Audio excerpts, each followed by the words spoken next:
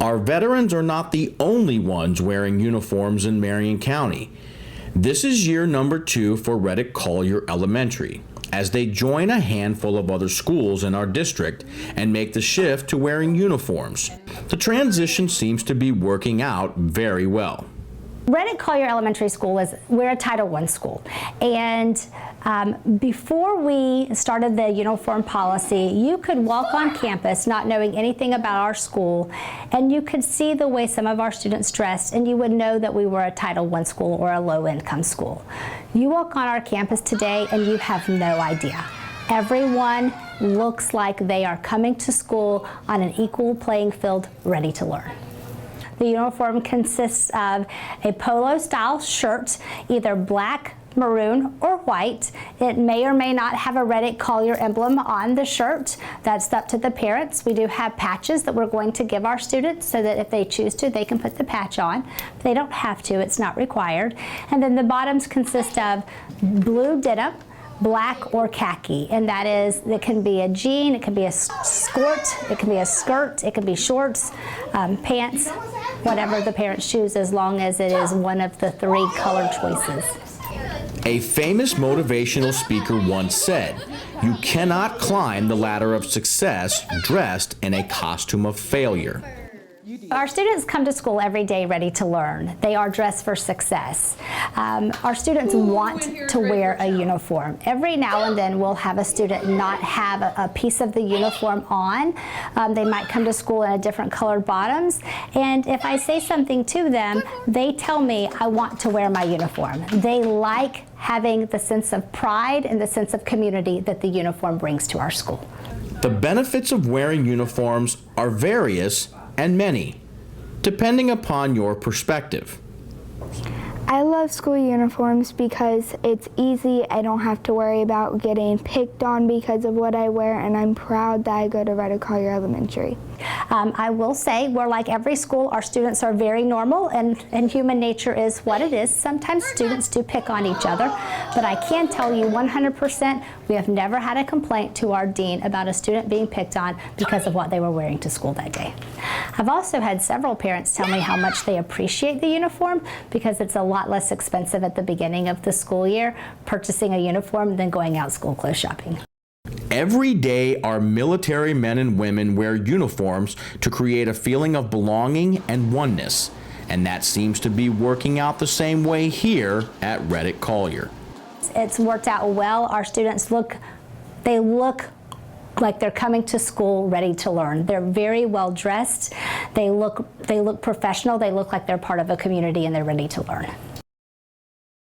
I was in here to help Ms. Snow's class with setting up and planning their machine. This is a Rube Goldberg machine, which is supposed to be a device which performs one simple task. However, with these types of machines, it is a multiple step process.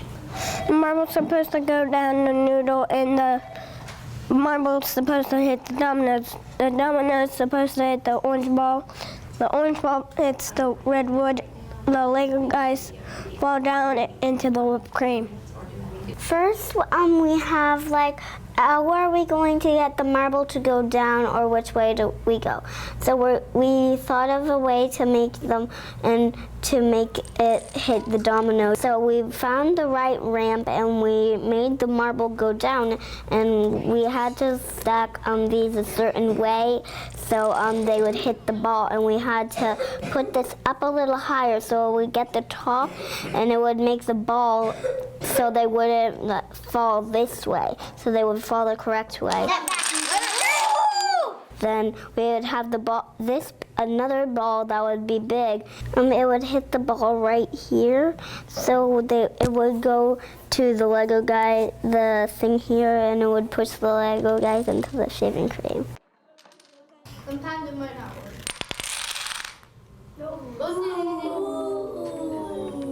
As in a lot of cases with some more complicated things, trial and error usually works fairly well. we got to experiment a lot of things, and we got to get in groups and teams, and we had to build like the ramps. We had to get this ready, and we had to stack the dominoes and teams. Marion County Public Schools employees are encouraged to bring non-perishable food items to the main lobby of the district offices to help the Salvation Army provide food for those in need during the holidays. We have in our county, we have over 67% free and reduced lunch for our students. So we know that there's a need in this community. And when they're not at school, they're not getting breakfast and lunch. So we hope that this helps them get through the holidays and have a decent meal. With Thanksgiving upon us, that means Christmas is right around the corner. We do angels on the Christmas tree. Many years ago, the foundation did a festival of trees, and someone donated a tree to us for our lobby. So it will be coming in right after Thanksgiving, and we will put angels on our tree, and it'll be children in our school system that are needy and homeless children, and our employees will draw a name and buy packages for them and send them a Santa gift. Well, it all started 5 years ago with a vision and one pig, and now 5 fleeting yet fulfilling years later, here we are, housing 13 animals right here on Shady Hill campus. It isn't unusual for an elementary school to have a few animals the students take care of, but these aren't your typical class hamster or turtle. We have 7 sheep, we have 2 beef heifers, we have 1 steer, a goat, a pig, and a rabbit. And every one of them is a hands-on learning opportunity for the students. I'm a past science teacher, and I've linked a lot of these skills out here, such as force and motion, the adaptations, the life cycles, to these animals. And it has stuck with these kids. Our school has had the highest FCAT scores when I was teaching science and implementing agricultural concepts with it. They can link the academic skills to a real-life project. It makes them want to take ownership of their learning. It motivates them to work hard to maintain status in this club. They can link the science skills that they write persuasive essays to the community to market these animals each year. They have to gain public speaking skills as they do a demonstration.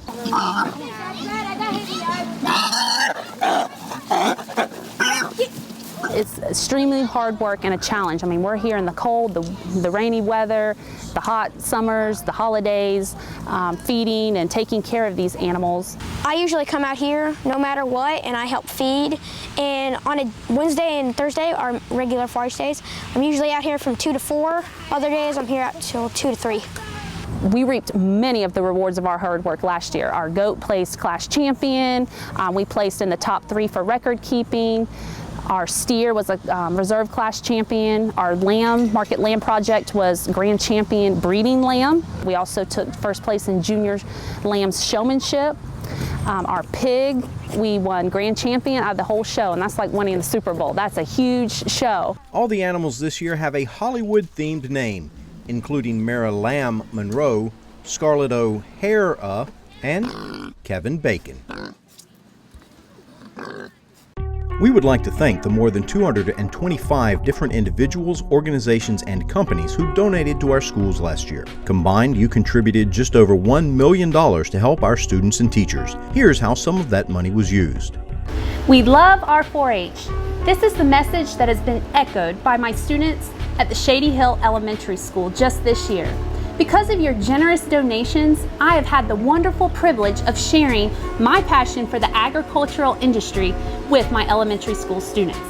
Your donations allowed us to purchase Marion County and Florida's first public elementary school steer, in addition to a meat goat, a lamb, and a market hog, which many took grand champion this year at the Southeastern Youth Fair. Your donations also allowed us to travel to Tallahassee, to Florida State Capitol, to meet with many of our state senators, representatives, and Commissioner of Agriculture to share about our fun and exciting young 4-H program.